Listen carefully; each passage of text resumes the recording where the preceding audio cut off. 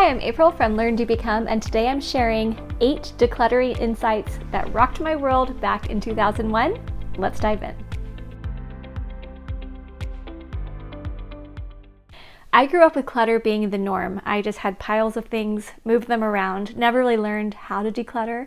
And in 2001, Eric and I went to visit his mom, and I picked up a book there about decluttering, and I just opened it and started reading it. And I was so excited, just filled with awe at the concept of clearing space and not having all the clutter that I'd had my whole life. And so I read the entire book while we were there on vacation, and I could already visualize in my mind how amazing our apartment was going to look when I got back home. And I felt like it was going to be awesome. As soon as I got home, I started decluttering, and we filled our 1989 Camry to the brim with things we were ready to donate. I was amazed by the clear space, and that jump-started 20 years now that I've spent helping other people to declutter their lives. But as I was thinking about it recently, I asked myself, what was it that got me so excited? So I went back through that book, which is now out of print, and I pulled out 8 insights that actually changed the way that I saw my stuff, and it really did revolutionize the way I look at things. Insight number 1. Decluttering isn't getting rid of my treasures, it's clarifying what my treasures are. An example is I had a CD player that was the first one I bought when I was 13, and I loved that and listened to CDs in my room all growing up. But I kept that CD player for years and years, and even though the CD portion broke, the tape player and the radio was still working, so I just kept it even though I never used it.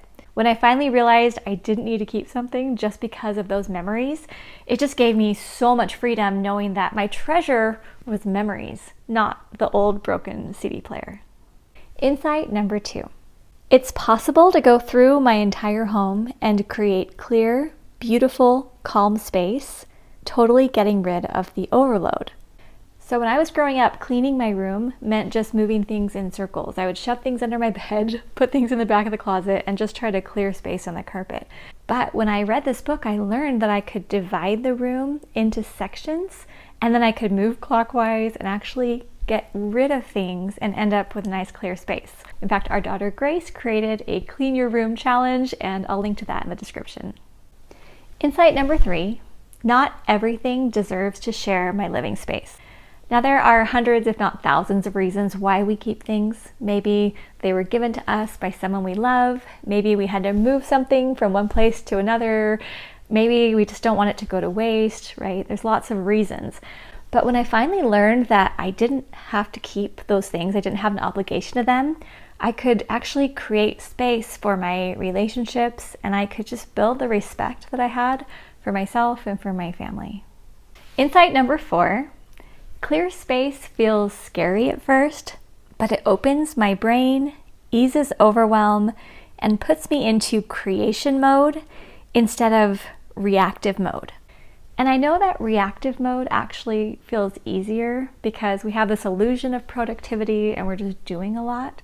But when we create space and we have open areas of our home and our minds aren't constantly looking through things, we actually can't help but be creative.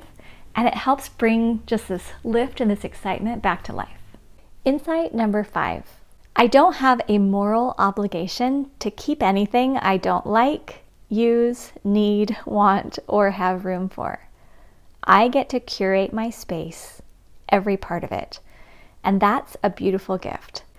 The hardest things for me to declutter were things that were given to me by the people I love, particularly all the little pieces of art that were created by our children. They love to color around the table and create all kinds of things out of cardboard, paper, or just random items around the house. And we figured out a great way to take videos and photos of those items so we can still go back and smile and laugh about the fun we had together. It's important to recognize that I wasn't throwing away or recycling the love of my children. I was simply protecting their space to continue to create. Insight number 6. Possessing things does not make us successful or happy or important. And a lot of media messages out there try to convince us of the opposite, mostly because they're trying to sell us something. But when we learn that we don't need to keep buying and buying and buying, it actually frees our minds, because when you think about it, everything that you buy needs to now be stored, remembered, brought out, put away, maintained. It actually makes us feel so much more relief when it's just clear space. Insight number 7, simplifying and being really clear about what you need and what you don't need is a skill. But once you practice and really learn how to keep the best items, you'll feel like your whole life has opened up. Now, I recorded a video a few months ago where I shared several things that I don't buy for my office. And sometimes when I talk about things I don't buy, I get responses or emails like, "Oh, you're taking all the fun out of life. I want to buy all these things." Now, I'm not against shopping. I just want to only purchase things that I will actually use, that I want to maintain, and things that actually do spark joy. So one example is I was at the store the other day and I saw these mugs that were so cute.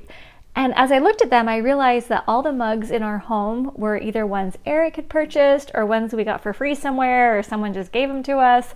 And I didn't have any mugs that I loved using. So I bought a couple of them. I use them every day. They make me smile, and that's an item that I consider to be a really good purchase.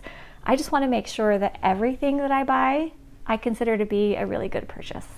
Insight number 8, I don't have to keep organizing my house over and over and over again. As I learn to simplify, it's amazing to see what happens. There are no longer homeless items or things like junk drawers or clothes piles or boxes for things like papers. The storage can be tailored to what I actually keep, and that enables everything to have a home so I don't pile things up anymore. If you are currently living in clutter or you just want to simplify your space, I hope that these insights are helpful to you, just like they were helpful to me. And if you want to immerse yourself in the Learn, Do, Become community, we'll include some links in the description to help get you started.